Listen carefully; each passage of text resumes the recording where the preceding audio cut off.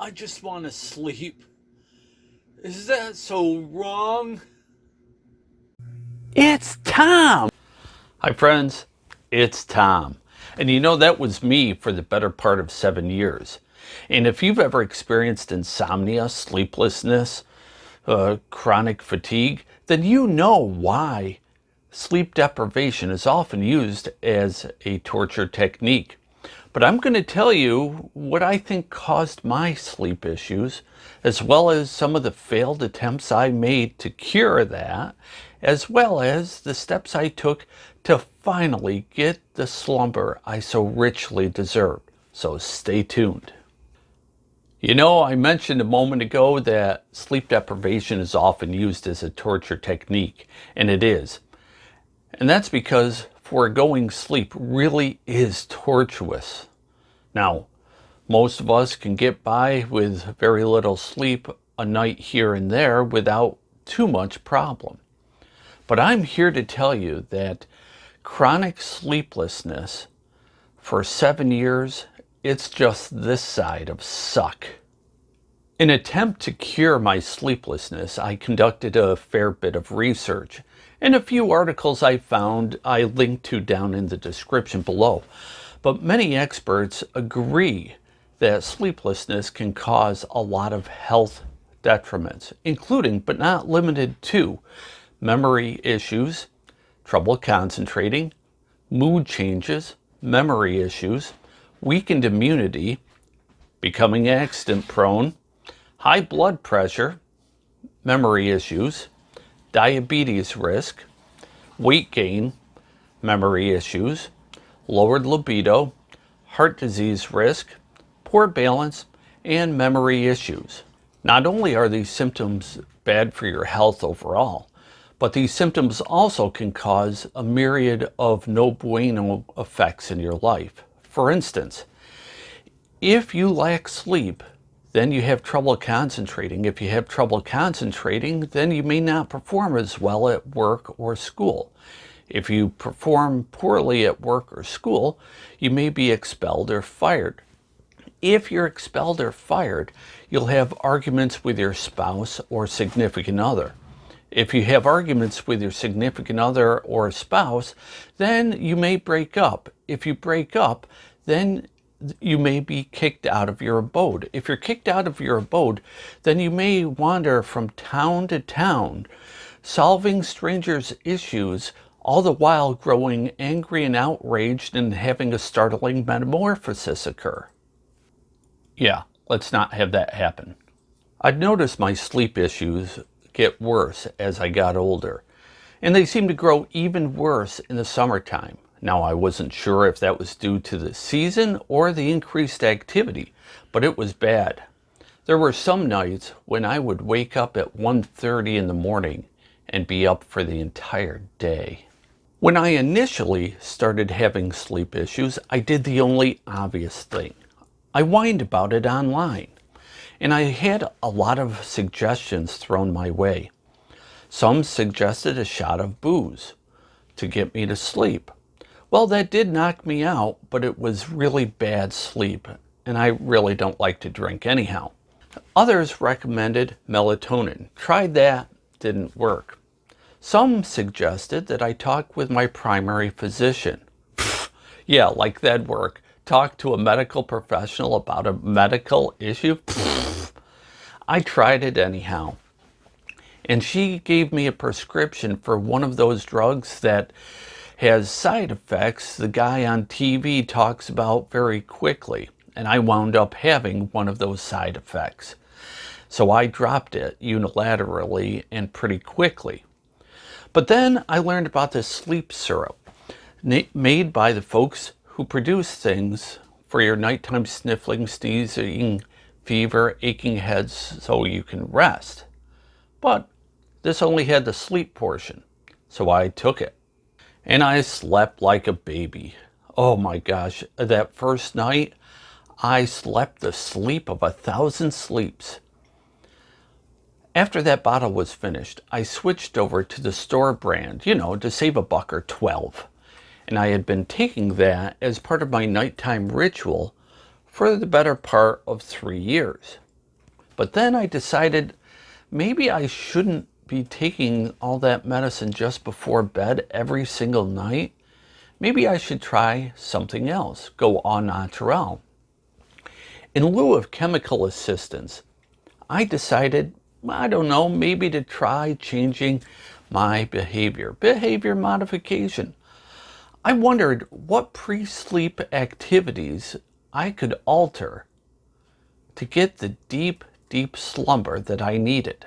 Now, before I get into what I actually did, I should mention that we already have bedroom darkening shades. We have a great mattress that costs more than my first car, and my pretty keeps the AC cranked up high enough to make it possible to use our bedroom as a walk-in refrigerator. Darkness and cool sleeping conditions are often recommended, so I figured I'd mention that here. Now, I like to watch a couple YouTube videos before I go to sleep, but from what I've been told and from what I've heard, blue light is the enemy of sleep. And from what I learned, you should also eliminate blue light for a couple hours before you actually go to sleep. Luckily, my Kindle Fire has a built-in blue light filter. But the Queen and I also like to watch a little bit of telly before we turn in. And I figured, wait a second, a big flat screen TV, that probably bombards the back of your skull with blue light. After some quick searching online, I learned that blue light blocking glasses exist and are actually a thing, and you can get them in prescriptions. Now, since I was going to have an eye appointment soon anyhow, I decided not to get a prescription for the blue light. Instead, I got the clip-on variety, and that saved me a lot of money. And I wear them for the 2 hours leading up to bedtime. A friend also suggested that I use a yoga breathing technique to encourage deep relaxation. I read about a similar technique the Army uses, and again, that's linked down in the description below. And a sleep mask. Did I tell you I got a sleep mask? Because I totally got a sleep mask. Sleep masks used to be sight gags in sitcoms back in the 80s, but I'm here to tell you it works like a charm to block out the rest of the light. I also used to enjoy iced tea, really strong iced tea in the afternoon, but you know, caffeine and sleep really don't go together so well. So I switched to caffeine alternatives once noon rolled around. The combination, being militant about darkness and blue light, as well as breathing and cutting out caffeine around noon, it seemed to help, though not immediately. The first night that I went without the sleep syrup and tried these techniques, it was straight from a book of horrors. You see, the resident feline bantamweight decided to randomly and sporadically run top speed and jump on me throughout the night. And these intervals were spaced whimsically apart just so that I almost lulled back to sleep. I got a little bit angry, and it's tough to sleep when you're angry. Not sure if it was causal or corollary, but I found my adorable apex predator had left his prey as a present in the living room on the floor in the morning. The second night, I expected to crash and crash hard, mainly due to the horrible sleep I had the previous night. But those expectations were crushed. I woke 4 separate times, not due to my resident feline bantamweight. No, it just reminded me I need to cut down on the fluids that I take in after 6 p.m. The third night was a solid sleep. I only woke at 4 a.m. because the bantamweight wanted to be fed. Went back to sleep because it was the weekend and I had deep, dreamful, restful sleep. Oh my gosh. Now the fourth night was a delightful sleep that left me feeling well rested. In fact, I felt more rested than at any time when I took the sleep syrup. Night 5 It took me a while to actually get to sleep. But I did fall asleep, and I slept until 5 a.m. when the resident feline bantamweight told me he wanted to be fed.